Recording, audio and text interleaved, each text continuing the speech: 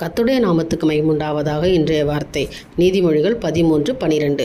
நெடுங்காலமாய் காத்திருத்தல் இருதயத்தை இளைக்க பண்ணும், விரும்பினது வரும்போதோ ஜீவ விருட்சம் போல் இருக்கும்.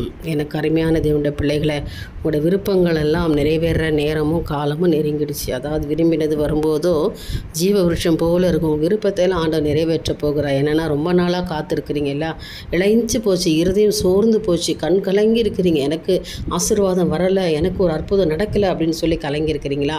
நெடுநாளாய் காத்திருக்கிறது இருதயத்தை இளைக்க பண்ணும், சோர்ந்து போக செய்யும். ஆனால் நீங்கள் விரும்புகிறது வரும்பொழுதோ, உங்கள் ஜெபம் கேட்கப்படும் பொழுதோ எப்படி இருக்குமா? ஜீவ விருட்சத்தை போல இருக்குமா? பாருங்கள், கர்த்தர் ஒரு அற்புதத்தை உங்களுக்கு செய்ய போகிறார்.